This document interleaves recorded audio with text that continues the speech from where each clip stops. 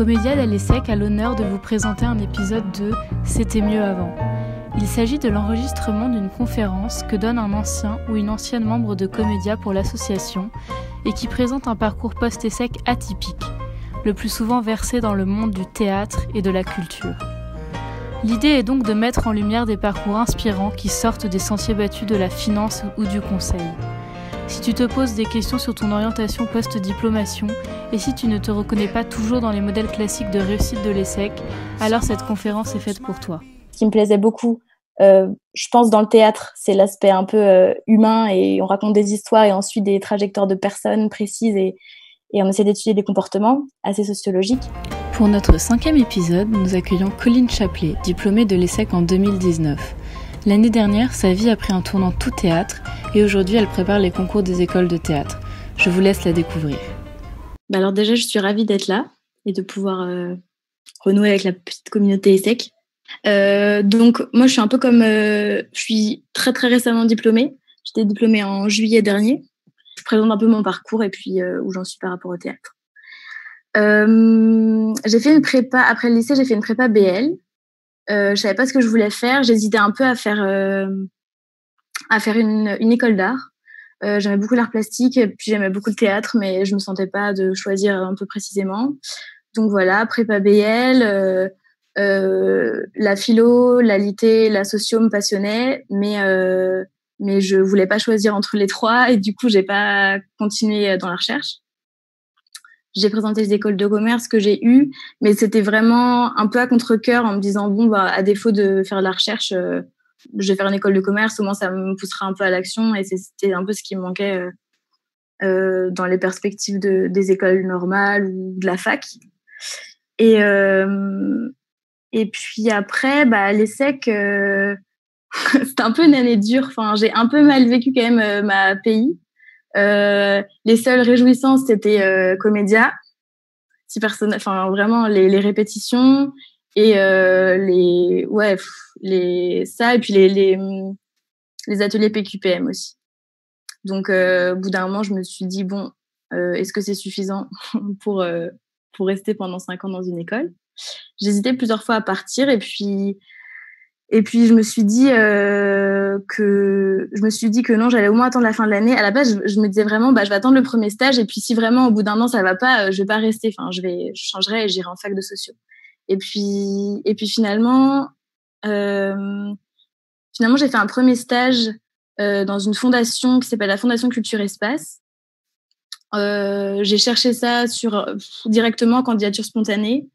En me disant j'adore la culture, j'adore l'éducation, j'aimerais bien un truc qui lie les deux et j'ai trouvé ça et c'était du coup c'était de la gestion de projet en fait pour créer des séances de médiation culturelle entre des enfants d'établissements scolaires en zone d'éducation prioritaire ou dans des hôpitaux ou dans des centres sociaux et ça vraiment ça m'a bien plu. Le côté gestion de projet et tout ça et puis c'était ça montrait aussi qu'il y avait des perspectives différentes que travailler dans la culture à l'ESSEC où j'avais l'impression que les images c'était plutôt la chaire média culture où en fait la culture c'est plutôt où je me retrouvais pas vraiment dans ce côté très humain et c'était pour ça que j'aimais le théâtre et la culture. Donc là je me suis dit bon très bien, il y a d'autres débouchés et ça m'a poussée à continuer. Premier stage dans la culture et dans l'éducation, dans une fondation culturelle. Et ensuite, je suis partie à Singapour pour faire le Core Track. Je ne sais pas s'il existe toujours maintenant, mais l'idée, c'était vraiment de pas prendre trop de temps à faire ma scolarité à l'ESSEC, en me disant, si je m'y sens pas très bien, autant que je le fasse un peu rapidement, que je trouve vite, que je valide vite les cours fondamentaux pour pouvoir rapidement faire des cours qui me plaisent plus. Donc, je suis partie à Singapour et c'était... en plus, c'était vraiment très chouette, une super bonne expérience, même d'être là-bas. C'est là où... Et pendant ce temps-là, justement, à Singapour, donc en 2A, il y avait quand même ce truc de recherche qui me trottait encore dans la tête. Et du coup, j'ai candidaté au double diplôme ENS en sciences cognitives. Donc, j'ai fait le dossier. J'avais fait un projet sur la sortie au théâtre, justement, pareil sur la démocratisation du théâtre. C'était vraiment ce qui me plaisait. Et j'ai pas été retenue finalement après 2 entretiens, mais j'ai pas regretté du tout parce que c'était quand même pas mal de boulot, essayer de me replonger un peu dans toute la socio-culturelle. Et c'était avec Laurent Bibard en prof, qui est vraiment super. Et donc voilà. Et après cet échec un peu du double diplôme, je me suis dit c'est pas grave, c'est bien. Au moins sans le double diplôme, ça me permet de continuer un peu plus vite ma scolarité. Et donc j'ai fait un deuxième stage chez l'Arche Éditeur. Donc c'est une maison d'édition de théâtre et qui fait aussi agence théâtrale. Donc gestion des droits d'auteur. Donc les compagnies qui veulent monter des textes théâtraux. Souvent les auteurs sont représentés et là c'était l'Arche Éditeur, l'Arche qui représentait pas mal d'auteurs qu'elle publiait. Et donc nous en fait moi j'étais assistante de l'agence théâtrale, donc je gérais tout ce qui était demande de droits d'auteur, facturation des droits d'auteur et voilà. Donc c'était un milieu que je connaissais pas du tout, l'édition, qui m'a beaucoup plu, qui m'a remis un peu dans ce goût des lettres que j'avais eu en prépa littéraire, qui m'a montré aussi qu'il y avait des métiers où en fait on pouvait croire vraiment en ce qu'on faisait, à savoir là c'était défendre quelque chose par les mots et par les textes, et qu'il y avait des gens qui étaient passionnés et qu'on pouvait créer des boîtes là-dessus et que ça marchait. Donc c'était assez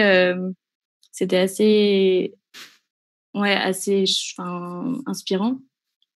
Et ce stage, je l'ai trouvé par Profil Culture, une offre voilà classique, et j'avais hésité avec un autre stage, c'était en relations publiques à l'Odéon, et je l'ai pas pris parce que je m'étais dit bon, le théâtre je connais un peu et je voulais un peu découvrir autre chose, mais ça m'avait quand même je m'étais quand même dit sur Profil Culture il y a quand même des stages auxquels on peut postuler, des offres intéressantes, des milieux chouettes, et voilà, ça je trouve ça quand même assez cool quand t'es à l'ESSEC, c'est que si tu arrives à trouver, j'ai jamais rien trouvé sur Career Center, mais par contre par Profil Culture tu as quand même une bonne base quoi. Donc voilà, donc ça c'était le stage chez l'Arche. Ça a aussi pas mal désacralisé le rapport à l'auteur. Enfin, mine de rien, j'ai découvert pas mal de gens, genre Fabrice Melchior, par exemple. Là-bas, c'est un auteur de théâtre à la fois pour enfants et puis contemporain. Et en fait, tu vois que il y a vraiment un travail du texte jusqu'à la publication. C'est un retravail un peu permanent avec l'éditeur. Et comme c'est une toute petite maison d'édition, elles étaient 6. C'était aussi intéressant de pouvoir voir ça. Et en fait, c'est marrant parce que dans ce stage-là, elle m'avait prise. Elle prenait normalement que des gens, des gens master de littérature. Et c'était la première fois qu'elles avaient quelqu'un d'école de commerce. Et du coup, elle valorisait beaucoup les compétences un peu de gestion que on a tous en fait.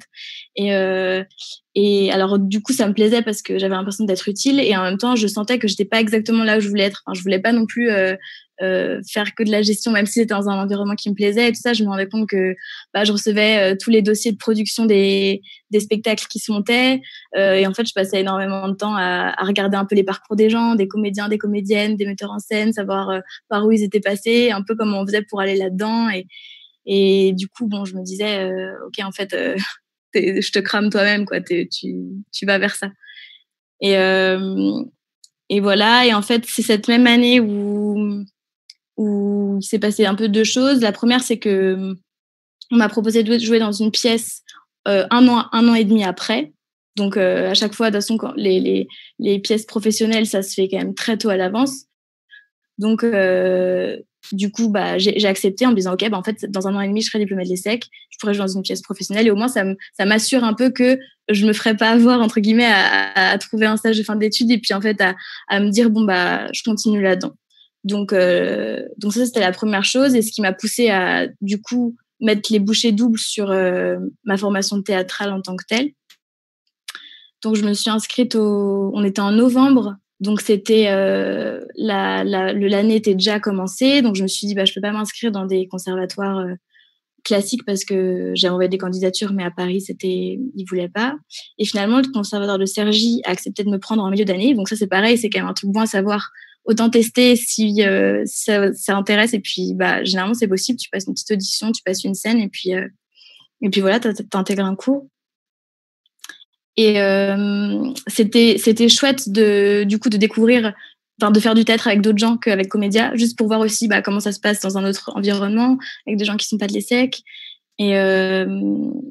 Et puis c'était du coup beaucoup plus de technique. On n'avait pas de grands projets comme à Comédia, où ce qui est cool aussi, c'est de croire à un projet collectif et de se dire ça va durer toute l'année. Donc c'est très fédérateur et c'est assez enthousiasmant pour ça. Là, c'était davantage de petits exercices, d'occupation de l'espace. Donc c'était aussi intéressant pour ça. Après, le prof était pas terrible. Je sais que Florentin, un ancien de l'asso aussi, avait été au conservatoire de Cergy, et lui avait une très bonne prof, mais qui était partie depuis. Donc, ouais, ça aussi, si je peux, un petit conseil par rapport au conservatoire en le temps passé là, c'est vraiment genre le prof va déterminer la qualité de l'enseignement. Et ça, on me l'a vraiment confirmé après. Ça, même si c'est un conservatoire régional, c'est un peu, ouais, ça dépend, je trouve, vraiment de l'enseignant, quoi. Voilà, donc ça, c'était la première chose. La deuxième, c'était l'année où j'ai mis en scène à Comédia avec Anne-Charlotte, donc on était en binôme. C'était vraiment, c'était vraiment une très bonne expérience, et je me suis dit que, en fait, avec le recul, même pendant, je me dis, oh là là, mais on a vraiment de la chance pour le coup d'avoir eu tous ces moyens de répétition. Maintenant, en étant sortie des SEC, je me rends compte à quel point juste avoir des locaux, c'est juste super dur à voir. D'avoir un bureau qui coordonne tout en disant ok, t'inquiète, on va gérer. Juste avoir des gens en fait qui t'épaulent à côté et qui disent ok, le truc avance. Et même quand toi tu baisses un peu les bras en disant oh là, c'est compliqué, je sais pas, t'arrives pas à te mettre d'accord avec tes acteurs sur des trucs de répétition, tu sais que le projet est en marche, et ça, c'est déjà une certitude et un cadre super sécurisé pour pouvoir créer une première fois, quoi. Donc, ça, c'était vraiment, vraiment chouette. Ce qui m'a plu aussi, c'était ce que j'en retiens aussi, c'était de pouvoir un peu défendre un projet et d'être pied dans la création. Et voilà. Et en fait, après, j'ai fait ma scolarité à l'ESSEC. J'ai hésité à faire une chaire, la chaire média, pas trop parce que je me retrouvais pas trop dans la conception de la culture qu'ils avaient, mais plutôt éducation. Elle devait être créée, la chaire éducation, et finalement elle n'a pas été. Économie sociale, j'ai hésité aussi. Finalement, j'ai pas fait en me disant je préfère piocher un peu partout. Et donc j'ai fait des cours management culturel, philanthropie, des cours de la chaire économie sociale. Et en fait, je regrette pas parce que ça m'a permis, même si j'avais pas ce groupe-là de chair qui parfois peut être assez agréable dans la scolarité sec, j'ai eu l'impression j'ai pu aussi injecter un peu de ce qui m'intéressait, c'est-à-dire la culture, parce que je savais que j'avais envie de faire quelque chose là-dedans. Dans des cours, par exemple, j'ai un cours de transhumanisme et j'ai fait un projet sur l'art et le transhumanisme dedans. Et ça m'a juste permis aussi de continuer à approfondir cette problématique-là. Voilà. Et puis ensuite, j'ai fait un dernier stage dans une agence d'ingénierie culturelle. Pareil, j'ai trouvé... ça, c'est candidature spontanée. Je m'étais dit que je voulais faire un dernier stage dans la culture, pareil, dans un autre milieu. J'avais déjà fait un peu les musées, le spectacle vivant avec l'édition. Et donc, je m'étais dit, pourquoi pas dans la radio ou d'autres médias pour essayer de tester. Finalement, c'était assez compliqué. Je crois que le milieu de la radio est assez opaque. Et donc, j'ai découvert ça. Et l'ingénierie culturelle, en gros, c'était du conseil en politique publique culturelle. Donc, on accompagnait les régions, les départements à la mise en place de politiques culturelles de territoire. Donc, par exemple, on avait accompagné le Grand Théâtre de Provence à Aix dans le cadre d'une délégation de service public. Donc, c'était un privé qui gérait, et puis nous, on devait un peu faire le lien entre le privé qui gérait et le public qui lui donnait les sous, quoi. Donc, il y avait ça. Il y avait aussi... il travaillait beaucoup sur le rapport entre le projet culturel d'un établissement quelconque, un musée, une salle de cinéma, une salle de théâtre, le projet culturel, donc à qui on s'adresse, quel public on veut viser, etc. Et comment tu mets en place ça concrètement dans le territoire, donc dans l'espace, en fait. Et ça, ouais, je trouvais ça vraiment très intéressant. Il y avait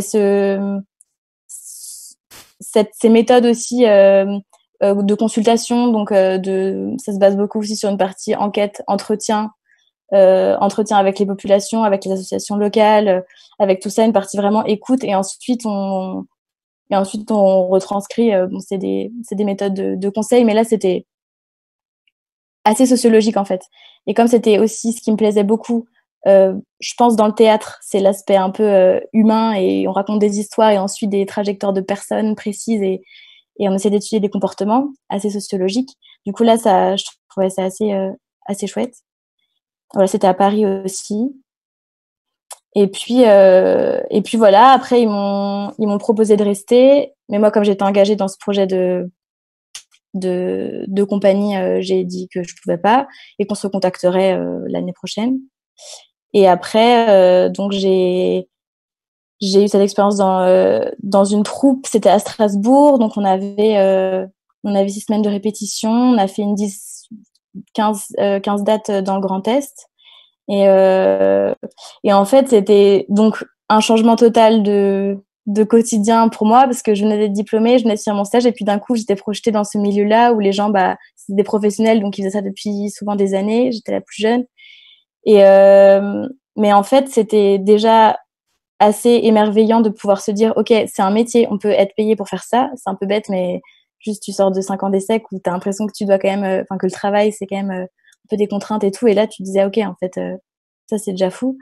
Juste de se rendre compte que c'est possible. Et la deuxième chose aussi qui m'a plutôt interpellée, c'était en parlant avec les gens, en fait, de me rendre compte qu'il y avait 1000 manières d'envisager ce métier-là. Alors que je m'étais vachement dit à l'ESSEC, oh là là, j'ai envie de faire de la création, c'est ça qui manque dans tous mes stages. C'était un peu ce qui revenait, c'était de me dire, mais en fait, j'aime bien la gestion, j'aime bien me dire que je travaille pour un projet culturel avec des gens qui, je crois en la culture, quoi.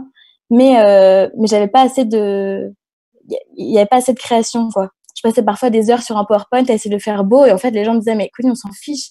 Et je me disais, mais ouais, mais j'en suis à un stade où j'ai besoin de créer quelque chose, quoi. Donc, je le fais sur ton PowerPoint de merde, mais voilà. Et donc, je pense que ça, la création, c'était complètement là, en jouant dans cette pièce-là, en répétant, du coup, en ayant le temps de lire beaucoup avant les répétitions, pendant les répétitions et tout ça, c'était vraiment ce côté-là qui pouvait se développer. Et je me rendais compte aussi que en fait, voilà, il y avait 1000 manières de faire ce métier et d'envisager même le métier de comédien en tant que tel, alors que je pensais que c'était un peu des vocations, quoi. Donc, on est comédien, ouais, on le sent un peu, puis un moment où, voilà, t'y vas, puis qu'en fait, pas tellement. Enfin, il y en avait qui faisaient ce métier-là, ouais, en fait, pour plein de raisons différentes. Et j'ai oublié de dire un truc avant dans mon parcours, c'est que après le conservatoire de Cergy en formation de théâtre, après 1 an de conservatoire de Cergy, j'ai suivi des cours dans une école privée à Paris qui s'appelle Studio Muller, qui m'avait été conseillée par une ancienne de Comédia aussi, Cécile Jourdain, qui avait été pendant 1 an. Et il y a une autre ESSEC aussi, Inès, qui suivait des cours là-bas aussi. Et ça, c'était une formation. On pourra en parler plus si jamais ça vous intéresse, mais ça m'a pas mal aidé parce que ça s'appuyait sur des méthodes de théorie théâtrale. Enfin, j'ai découvert un peu ce que c'était que la théorie théâtrale de jeu, c'est-à-dire Stanislavski notamment. Je sais que Richard en a pas mal parlé. Et il y avait aussi la formation à diverses méthodes. Il y avait donc de l'interprétation de textes, donc passer des scènes.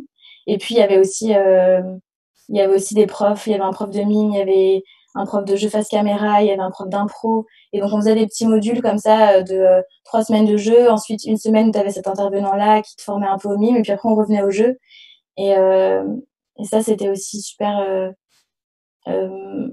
inspirant de se dire, en fait, il n'y a pas même qu'une seule manière de se former. Je sais que Richard a pas mal parlé de pour lui, l'impro, à quel point ça a été important dans sa formation de comédien. Et c'est des phases. Il y en a que ça va être le mime et ils vont se dire, ah, mais en fait, on peut aller par le mime. Moi, ça a plutôt été le chant, par exemple. J'ai testé les cours de chant là-bas et je me suis dit, ouais, mais en fait, le lien entre la chanson et le jeu, il y a plein de liens, en fait. Et après, c'est cool de trouver un peu les choses qui te parlent, mais voilà, donc ça, c'était pour la partie formation Studio Muller. J'y étais encore cette année. Donc, j'ai fait 2 ans là-bas, même si c'était un peu par intermittence. Voilà. Et donc ça, c'était jusqu'en février dernier, la pièce de théâtre. C'est Oncle Vania de Tchekhov. Et donc voilà. Et puis je suis rentrée, on a fini la tournée en février. Et puis, j'ai passé, donc j'étais encore en cours de théâtre, mais je m'étais dit, bah, c'est cette année blanche où je fais un peu ce virage, donc je sais pas trop ce que ça donne. Et puis finalement, avec ce quotidien de répétition, ça m'a vraiment convaincue au moins de continuer plus qu'un an, quoi, pour voir.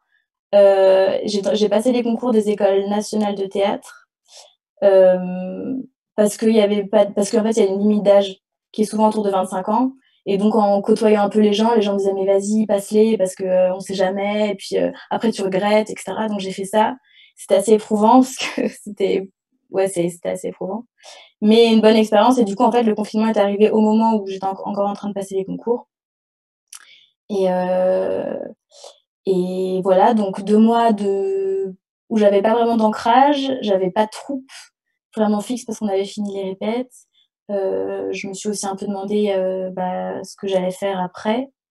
Et, voilà, et là, le futur, c'est de tenter une école de théâtre en Belgique, qui forme au jeu, mais aussi à la mise en scène, et c'est plutôt ce qui m'intéresserait. Et parce qu'en fait, en parlant avec les gens du milieu, je me rendais compte que, et c'est peut-être notre chance aussi en venant de l'ESSEC, c'est que j'ai l'impression que dans le milieu artistique, ce qui compte, c'est le réseau, quoi. Il y a pas d'offres de stage, il y a pas il y a pas de fiches de poste, il y a juste des gens avec qui tu parles, qui ont des idées, et tu vas parler avec eux, tu vas te dire, ah bah, moi, ça m'intéresse, c'est cool, moi, j'ai cette idée-là, je connais un tel, on pourrait faire ça ensemble, et ça se fait très simplement, en fait. Mais il faut parler aux gens, et il faut juste parler de ce qu'on fait en ce moment, de ce qu'on lit, et puis c'est comme ça que les idées viennent. Et, et donc pour ça, pour ce réseau-là, à Paris, j'avais pas trop, dans ces écoles de théâtre que j'ai fait, j'ai pas trop trouvé de personnes avec qui ça pouvait, où je me retrouvais un peu dans leur vision du métier. Et du coup, je trouvais que dans cette école-là, il y avait plus un esprit qui me correspondait. Ils sont plutôt axés théâtre documentaire et ça m'intéresse pas mal. Il y a toujours ce lien avec la sociologie qui m'intéresse. Et du coup, voilà, j'y vais en me disant, bah, je tente les écoles. Si jamais je suis prise, c'est cool. Si je suis pas prise, c'est quand même des concours d'école qui sont très sélectifs, surtout quand on est une fille. D'école de théâtre, c'est quand même, voilà. Donc voilà. Et si ça se fait pas, bah, m'implanter et puis voir. Voilà où j'en suis. Le but à long terme, c'est quoi? Du coup, c'est tu veux faire de la mise en scène, c'est ça?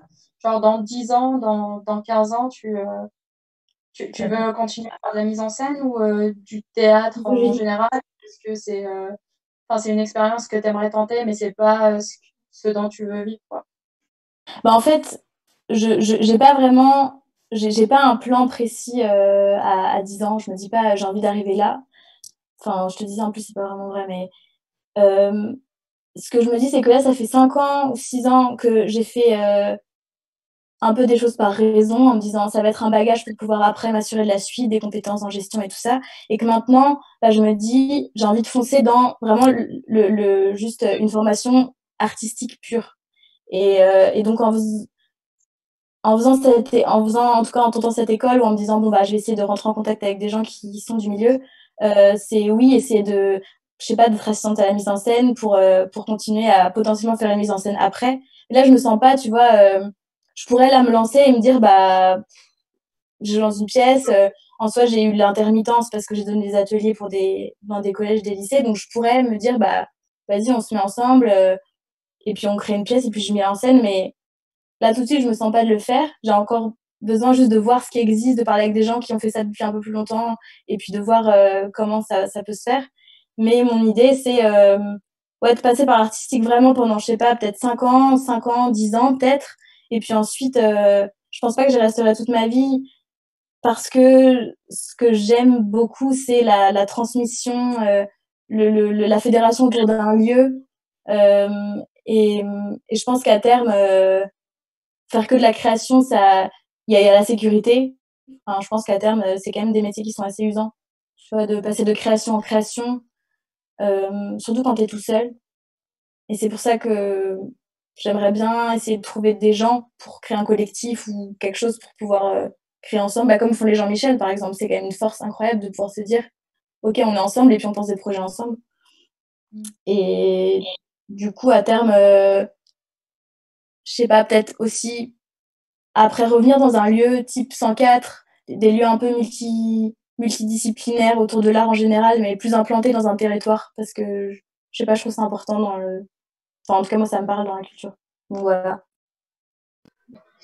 C'est pas trop compliqué de poursuivre ses études après l'ESSEC, genre par rapport au... Enfin, je sais pas si t'as emprunté à la banque pour payer les frais de scolarité et tout. Enfin, genre, tu fais comment pour pouvoir poursuivre après? Bah, alors c'est sûr que là, bah, pendant l'ESSEC, j'ai pas eu à faire d'emprunt. Donc déjà, j'avais pas à rembourser. Et ça déjà, c'est un truc. Je pense que et après maintenant, bah, j'ai avec l'expérience, enfin avec les, j'ai pu avoir l'intermittence cette année. Donc maintenant, je touche l'intermittence pour l'année prochaine. Donc ça me permet aussi de payer un loyer, payer une école et après bah travailler à côté. J'exclus pas, même comme Julien disait, tu vois, Biocop, vendeur, enfin voilà. Je pense qu'après c'est juste une autre vision du travail, tout simplement. Enfin de se dire bah en fait oui, c'est un peu de l'insécurité et en même temps, bah, c'est beaucoup de liberté. Je trouve que c'est un peu ça le truc, c'est que tu payes ta liberté vraiment. Enfin, tu as du temps en fait et tu payes ton temps, genre le temps que tu as pour t'informer, pour aller voir des choses, pour lire et je pense que si j'avais eu, tu vois, un emprunt remboursé, évidemment, bah, là, j'aurais pas pu faire ça, mais mais peut-être que ça aurait demandé, bah, du coup, de la patience à me dire, bah, je pense que tu vois, je serais restée dans mon ancien stage, qui m'avait proposé de rester, je serais restée. J'aurais négocié une augmentation de salaire et puis ça resterait peut-être 1 ou 2 ans, le temps de rembourser. Évidemment, là, tu vois, j'étais chez mes parents à Paris, donc enfin, à côté de Paris, donc évidemment, tu vois, ça j'avais un loyer à payer, mais après, je suis revenue chez ma mère, donc voilà. Après, ça, c'est des mais ça se fait dans le sens où c'est du temps quand même qui t'est octroyé et en sortant de l'ESSEC, c'est ce qui est trop bien, c'est que ça on a quand même, une capacité d'organisation, on le sait, c'est un peu dit et redit, mais c'est une grande force quand je vois, parmi d'autres camarades de l'école de théâtre où j'étais, où en fait tous, enfin pour le coup, eux, ils avaient vraiment, ils avaient un loyer à payer, ils avaient parfois des enfants à nourrir parce qu'ils étaient plus âgés et donc ils faisaient ça, ils avaient pas trop le temps, tu vois, de faire des répètes en dehors, enfin c'était assez compliqué. Mais mais je pense que nous, ça nous donne, on a aussi cette agilité à pouvoir passer d'une chose à l'autre, à pouvoir se dire bon ben allez, là je travaille, là j'y vais, et puis d'avoir cette force aussi de pouvoir aller voir les gens et aller leur demander des choses et une fois la contrainte financière passée, c'est une situation qui est tellement partagée communément que déjà tout le monde le comprend. C'est une habitude à prendre plutôt, de jongler en fait. Et du coup, tu étais crédible en tant qu'ESSEC avec les autres personnes là dont tu parlais. Je sais pas, tu sors d'école de commerce, tu veux faire du théâtre. Enfin, comment c'était perçu? Ouais, c'était compliqué. C'est la question de la légitimité, bah, là, elle est pas encore, dépassée, tu vois? Je pense d'où le fait d'avoir besoin de encore, évidemment me former et tout ça alors que enfin de faire une école. Par rapport aux gens, tu penses dans l'école de théâtre ou plutôt sur la pièce? Ou en général? Quand tu parles de En général, enfin les deux, si tu veux ouais, en parler. OK. Ben, en fait, j'ai l'impression que moi, ça m'a beaucoup je me suis beaucoup auto-censurée, au début parce que c'est tellement des codes différents, je trouve.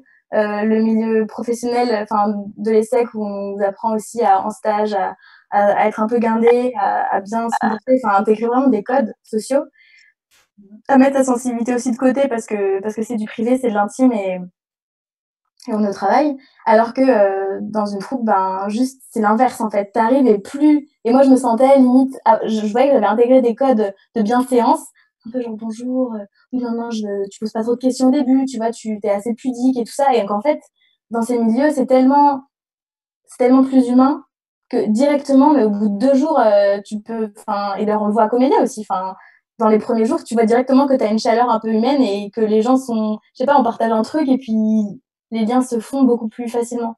Bah, c'était un peu la même chose après. Et, et donc, bah, moi, je justifiais. J'ai mis à distance les secs pas mal. Et d'ailleurs, cette année, ça a été un peu ce chemin-là de dire j'ai fait l'école de commerce, mais je me retrouve pas du tout et ça m'a pas du tout plu. Et du coup, c'est pour ça que je fais du théâtre et j'ai toujours voulu faire du théâtre, plus ou moins. Et du coup, enfin, j'y suis et voilà. Donc, j'en parlais vraiment comme un truc passé où genre on n'en parle pas.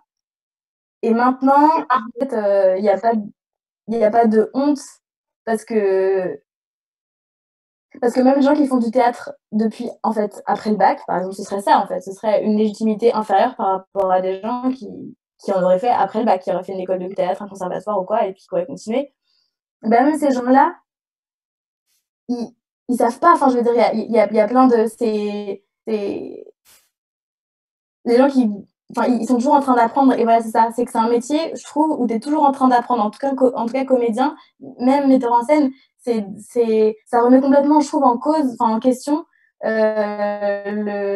l'apprentissage comme nous, on le pense dans, je sais pas, un cabinet de conseil où tu es junior, après tu es senior, et puis en fait, ça monte. Puis du coup, ta perspective de carrière, elle est complètement linéaire. Enfin, tu pars là, au début, tu fermes ta gueule parce qu'il y a des plus anciens qui savent mieux que toi, puis au fur et à mesure, bah, toi, tu formes des stagiaires, et puis ça, c'est vraiment ascendant. Alors que dans la création, c'est beaucoup moins linéaire. Enfin, ça va être, t'as un projet, ça marche pas, mais du coup, les gens, en fait, se jugent beaucoup moins sur ton expérience, en fait. Et ça, je pense que si je me l'étais dit plus avant, j'aurais pas culpabilisé d'avoir fait ce que j'avais fait. Je me serais juste dit, bah voilà, j'ai fait ça parce que je voulais l'ouverture et je voulais pas, et je voulais découvrir autre chose. Et en fait, je regrette pas du tout non plus parce que juste je sais pas, mais c'est inspirant pour jouer un rôle, d'avoir été en école de commerce, d'avoir pu faire des stages et te dire genre ouais, t'as Michel à la compta, enfin, et ça inspire quoi. Alors que quand t'es que dans un milieu théâtral, en vrai c'est super normé. Enfin, dans les cours de théâtre, les gens ils ont tous un grand chapeau, des grandes vestes, et puis ils s'habillent en fripe et voilà, il y a des codes pareils. Du coup, à part cette inspiration particulière pour les impros et les personnages, est-ce que tu considères que l'ESSEC t'a quand même apporté quelque chose? Est-ce que tu sens qu'il y a une utilité dans ton parcours aujourd'hui ou c'est vraiment genre une étape différenciée de ce que tu fais maintenant? Je pense que c'est encore trop tôt pour le dire. Parce que ça fait même pas un an que je suis sortie de ça et que limite là je sors de 6-7 mois de mise à distance de l'ESSEC, tu vois, pour pouvoir juste mais comme ça fait, tu vas te remettre dans un autre milieu et te recréer une légitimité. Donc la seule chose peut-être c'est que bah par exemple concrètement pour passer les concours des écoles, je les ai passés avec Inès qui était de l'ESSEC et on s'est retrouvés en école de théâtre ensemble et on s'est motivés toutes les deux et on a été coachés par un ancien ESSEC qu'elle avait trouvé, qu'elle avait contacté et qui nous a aidés aussi. Et donc bah mine de rien c'est par eux, tu vois, que j'ai fait ça et donc c'était pas un hasard non plus. Mais après concrètement je sais que ça va, et après c'est de la sécurité et comme Manon disait aussi, tu vois, c'est juste te dire bah ouais, en vrai, par rapport aux autres aux gens que je connais qui sont passés que par des conservatoires et tout ça, eux, bah, genre, c'est flippant, enfin, surtout en ce moment où, en plus, il y a des perspectives d'avenir pour la culture, elles sont juste neutres. Tu te dis comment tu fais pour te revaloriser, pour rebondir et tout. Et nous, on se dit que, bah, moi, par exemple, en revenant pendant le confinement, quand tu m'as contacté pour ça, ça faisait super longtemps que j'étais pas revenue sur le groupe et du Black Weekend, et de revenir et de revoir, même sur le groupe ESSEC, il y a vraiment un esprit entrepreneur que parfois, enfin, moi, ça me faisait sourire. Je me disais, ça m'énerve cette manière de penser. Et finalement, bah, oui, c'est un intérêt. Juste pour te dire, bah, allez, genre, on reste pas dans ce truc de création en fait, qui est infini si t'es tout seul. Et, donc, ouais, je suis sûre que ça va être un pilier un peu où je pourrais revenir dessus, ouais.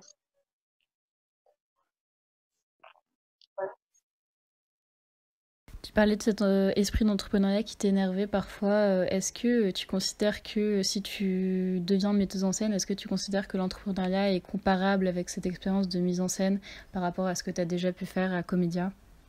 Oh, je pense pas que ce soit très différent parce que ça reste,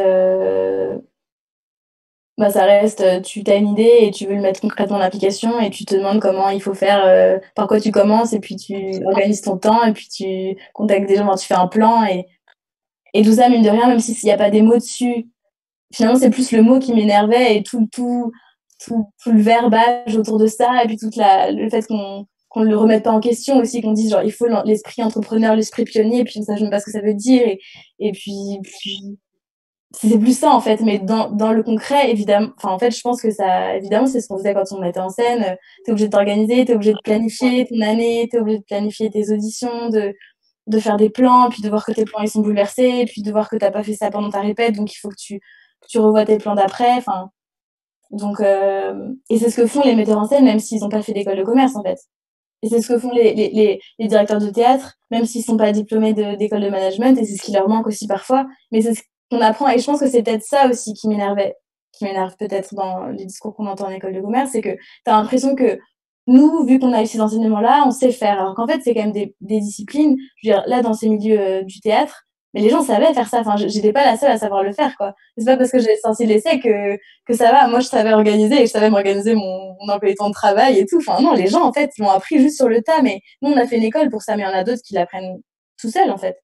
Et, et du coup, c'est peut-être ça. C'est peut-être juste se dire, bah, comme c'est des compétences générales auxquelles on est formé, euh, bah, je pense que c'est pas, enfin, bon, c'est mon point de vue, mais je pense que c'est pas, il y a des gens qui peuvent les acquérir autrement je sais pas si on a vraiment du pouvoir un peu tu vois, le fait de savoir on a le pouvoir du réseau. Moi, je pense que c'est ça qui est super important, en fait. Et de dire qu'on a tous ces outils et qu'on nous en a parlé au moins une fois et qu'on sait qu'il y a des gens qui se sont débrouillés dans leur vie pour pouvoir rebondir. Et juste d'avoir ça dans la tête, ça, je pense que c'est ça qui va nous aider plus tard à rebondir. Mais je suis pas sûre que ce soit les outils qu'on a eus et qu'on aura plus d'idées que d'autres pour pouvoir faire un business plan, par exemple. Enfin, c'est mon avis.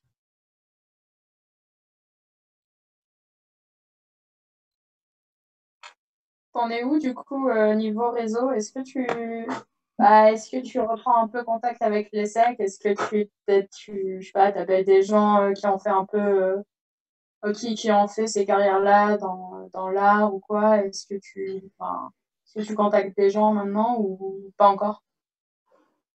Je l'ai pas trouvé jusque-là. Je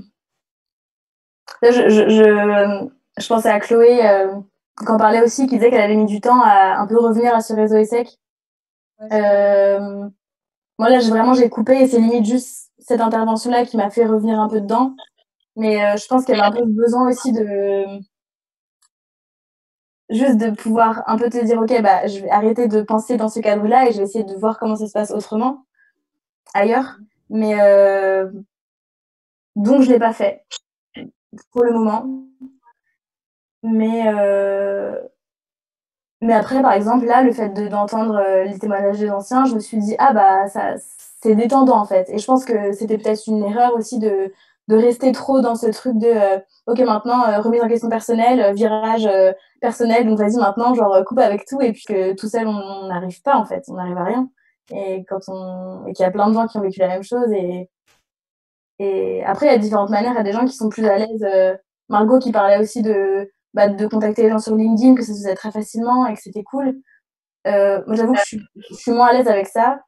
Je vais plus être à l'aise, je pense, à parler aux gens directement, après une pièce peut-être, et puis les interroger. Et puis du coup, bah, si c'est des essais bah, bon, essayer de voir dans des moments où t'as pas trop d'idées, où t'as pas trop d'idées de rebond. Je pense que c'est cool de s'adresser à cette communauté-là pour juste te donner des idées quand t'es un peu perdu, mais voilà. Mais pour le moment, j'ai l'impression que j'ai plus besoin de voir des profils plutôt artistiques, de voir un peu genre comment ils fonctionnent, parce que c'est plus ça qui manque en ce moment que des idées de création de boîtes culturelles. C'est plus là, ça va être plus des relations personnelles que de réseau, tu vois. Ouais. Donc en fait, bon, c'est comme, bah, t'as encore des amis, c'est comme, enfin, dans ma tête, c'est pas, bah, là, c'est le réseau est sec et du coup, je me dis, ok, là, je fais du business et puis à côté, c'est des relations qui sont plus humaines et sociales. Donc, ce que je veux dire, c'est que j'ai pas mobilisé le réseau est sec pour le moment, pour faire un rebond dans ma carrière un peu, pour chercher un boulot, pour chercher une perspective d'emploi. J'ai plus mobilisé ça, à titre individuel et personnel, quoi. Tu vois. Mais après, je pense que c'est aussi une question de temps et de temps long un peu. Et des moments où tu te dis, bah, là, j'ai besoin peut-être de foncer dans un projet précis et puis ouais, pendant un an ou deux, peut-être de prendre vraiment l'air, comme des gens qui partent en voyage et puis qui se disent, juste là, j'en peux plus et il faut que je coupe. C'est pas parce qu'ils coupent avec enfin, certains amis et tout qu'après, tu n'y reviens pas. Je pense que c'est juste des périodes de vie où tu as besoin un peu de prendre l'air et puis après, tu reviens et voilà. Enfin, c'est. Ok. Juste une petite question, parce que là, tu disais que tu recherchais pas mal à comprendre les cheminements artistiques, enfin les profils artistiques. Ouais. Qu'est-ce que tu cherches exactement par rapport à l'étude des personnes qui ont fait l'école de commerce, ou même au témoignage là, des personnes qu'on a eues sur toutes les séries qui peuvent avoir une démarche pas similaire, mais avoir le même genre de questionnement. J'ai l'impression que c'est plutôt limite encore une fois une démarche sociologique, tu vois, d'entendre un peu plein de gens et puis après te dire c'est possible de faire tout ça et ensuite d'agir. Et enfin, je pense que moi je fonctionne pas mal comme ça et j'ai plus de mal à directement agir. Il y a des gens, je sais pas, bah, Julien par exemple, je sais qu'il parlait beaucoup de créativité à fond et qui créait toujours des trucs et tout. Moi, ça va être davantage dans peut-être plus lent, plus par petites briques, quoi. Et donc, ce que je cherche, ça va être plus, ah bah lui, il a fait ça, ok, c'est possible. Et, et tu vois, ce que j'ai en ce moment, à la limite, c'est la découverte, par exemple, du théâtre documentaire par les discussions que j'ai, des projets sur lesquels je vais. Et je me dis, ah bah c'est possible, en fait, d'utiliser le théâtre, par exemple, comme outil pour défendre une réalité sociale, alors que il y avait des périodes où j'avais l'impression que on faisait du théâtre peut-être plus pour le plaisir des mots ou pour la défense d'un texte, par exemple. Donc ouais, ça va être peut-être plus là-dessus. Je sais pas si c'est très clair. Si, c'est clair. Moi, j'ai une petite question sur comment tu as abordé un peu ton avenir ou aujourd'hui encore, dans le sens où est-ce que tu as toujours été assurée, enfin, est-ce que tu as pas parfois un peu flippé pour ton avenir par rapport à ce que tu faisais? Tu t'es pas dit, je ferais mieux, enfin, eu envie d'abandonner ou je ferais mieux de faire quelque chose qui est plus sûr, entre guillemets, plutôt que la voie théâtrale qui est pas toujours, enfin, qui est pas une assurance, quoi, sur le long terme? Si, en vrai, même maintenant, parfois, je suis un peu flippée, mais pas tant. Je remets pas en question. Genre, donc, je suis sûre que c'est un milieu qui me plairait plus que d'autres milieux. Enfin, Ok. de manière spontanée, je me dis, bon, bah voilà, il y a des moments où tu te sens bien dans des environnements et tu te dis, bon, bah là, je sais que j'y serais bien dans tous les cas et que c'est peut-être un peu systémique, c'est relatif à cet environnement-là. Je sais pas, l'économie sociale, ça me plaisait aussi bien et je trouvais que les gens qui s'y intéressaient, voilà, ça me parlait davantage. Donc je me disais, bon, bah dans ce milieu-là, je pense que ça peut coller, quoi. Du coup, en fait, je flippe pas tant que ça parce que je me dis que c'est tellement divers. C'est ce dont je m'en suis un peu rendu compte cette année, c'est que c'est tellement, tu fais un peu ton parcours, quoi. Quand tu te lances dans l'artistique, justement, tu te lances pas vraiment. Enfin, je veux dire, on a un peu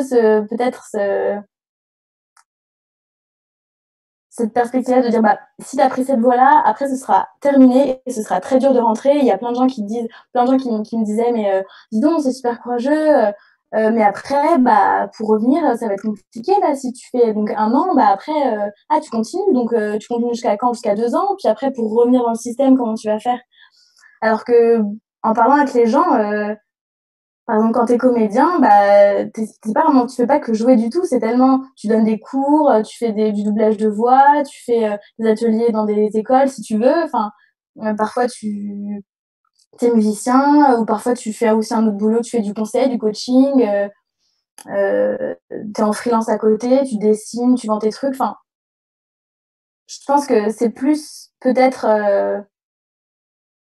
c'est plus, genre, la question entre être salarié ou être en freelance, moi je dirais que c'est plus ça un peu, c'est le risque que tu prends, enfin que j'ai l'impression de prendre en ce moment, c'est plus comme si je me lançais en freelance, quoi. Comme d'autres gens se lancent en freelance. Et se disent, bah, c'est quand même flippant d'être son propre patron un peu. Et de s'en remettre à soi-même et à sa capacité à se remobiliser, à rencontrer des gens. Puis, mais je pense pas que le milieu artistique, même si on dit qu'en ce moment enfin, que c'est, ouais, évidemment que ça pâtit et que c'est pas, que l'avenir est bouché, bah, on en fera toujours. Enfin, le théâtre, ça, je sais pas combien d'années, on continue à en faire alors qu'on a des écrans, alors qu'on a tout. Moi, je trouve que c'est juste, ça montre juste à quel point c'est fort, quoi. Et là, évidemment que c'est pas le meilleur moment pour y croire, mais je pense que, justement, ça, la sortie de tout ça, de confinement, et puis quand on reviendra dans la salle de spectacle, on se dira juste, bah, en fait, ouais, c'est important. Et voilà, donc je dirais peut-être l'insécurité, c'est une insécurité qui est liée, je pense, au fait de pas être salarié. Enfin, pour moi, elle est plutôt de cet ordre-là. Ok, merci. Je t'en prie. Moi, je reviens sur un sujet que tu as évoqué au tout début de ta présentation. C'est quand tu as présenté ta candidature pour le double diplôme avec l'ENS en sciences cognitives. Est-ce que tu peux nous parler un peu du thème de ton mémoire sur la sortie au théâtre? J'ai trouvé ça hyper intéressant, rapidement évidemment, parce que tu n'as pas le temps de tout nous raconter, mais ça m'intéresserait bien d'avoir un petit résumé. Ouais, ok. Bah, c'était concrètement, en fait, sur enfin, le contenu, en fait. Bah, c'était sciences cognitives, mais c'était plutôt orienté sociologie. Et c'était s'interroger sur la sortie au théâtre, c'est-à-dire qu'est-ce qui rentre en jeu quand on emmène des élèves, souvent enfin, de lycée ou de collège, au théâtre, et le rôle. Ça remonte un peu, mais dans mes souvenirs, c'est ce qui m'intéressait, c'était un peu de démontrer le rôle des passeurs culturels. Je sais qu'il y a un autre sociologue, je crois que c'est Stéphane Beau, qui me mettait un peu qui avait pas mal travaillé là-dessus, de dire que, en fait, il y a toute une médiation culturelle qui est nécessaire à la venue au théâtre. Et ça, c'était pendant mon stage justement à la fondation, je me rendais vraiment compte de ça, de l'importance de la médiation. Enfin, en tout cas, j'y crois beaucoup à la médiation culturelle et au fait que c'est trop important d'être dans les conditions et de réception en fait, juste de pouvoir comprendre, de pouvoir rencontrer les gens, juste de désacraliser aussi ce rapport à la scène, au théâtre, aux comédiens, aux metteurs en scène, à l'histoire, aux mots, à l'auteur et tout ça. Et juste parfois d'expliquer et c'est pas forcément beaucoup de temps, mais voilà. Et je voulais montrer ça en fait. Et le projet, c'était j'avais pris contact avec une ancienne prof de collège avec qui organisait des ateliers théâtre auxquels je participais au collège et qui était prof dans un lycée. Et donc j'aurais voulu voilà voir avec elle, bah, étudier le comportement des gens, aussi la réception, tu vois, des élèves quand ils sont au théâtre, peut-être les barrières qu'ils se mettent eux-mêmes, peut-être le contrôle sur les corps aussi, je pense, en salle ou pas, puis les discussions après, comment ils voyaient l'institution culturelle, comment ils voyaient le fait d'aller au théâtre dans ce monde un peu virtuel. Et, et ça me fait penser, du coup, en clôture, que bah, par exemple, pendant le confinement, je me suis redit ça, j'ai repensé à ce projet de mémoire, à la médiation, parce que à un moment, je voulais regarder un spectacle de la Comédie Française un dimanche. Je m'étais notée, je me disais, ok, 18h, Phèdre, trop bien, ça a l'air chouette et tout. Et puis en fait, bon, finalement, j'étais pas censée être là, donc je me suis dit, bah, c'est pas grave, je ferai autre chose, et puis genre, je le ferai pas. Et puis il se trouve qu'à 18h, bah, aux 18h moins 5, je me dis, ah, bah, finalement, je peux le regarder, donc vas-y, j'y vais. Et en fait, j'étais tellement pas préparée, en fait, à recevoir ça, c'est quand même Phèdre, un spectacle, enfin, je sais pas, je trouve qu'on a besoin, et du coup, j'ai allumé, le spectacle a commencé, et je me suis dit, mais je suis pas du tout dedans, en fait. Et j'ai rien lu dessus. Après, c'est personnel, mais je pense quand même que Et c'est ce qui manque aussi dans le théâtre en ce moment virtuel, à mon sens, c'est l'absence de mise en condition, quoi. T'es pas avec des gens, tu parles pas, t'entends pas des discussions, même si tu vas au théâtre tout seul, t'entends des discussions entre les gens, t'as la brochure, t'as le programme de salle, et tous ces éléments-là, je pense qu'ils ont un intérêt, et voilà. C'était le 5e épisode de C'était mieux avant, présenté par Comédia d'Allesec en compagnie de Colline Chaplet. Merci à toutes et à tous pour votre écoute. J'espère que le témoignage de Colline vous a intéressé et que vous saurez puiser dans votre expérience pour trouver votre voie, même si elle sort de l'ordinaire. À très vite pour un autre témoignage inspirant.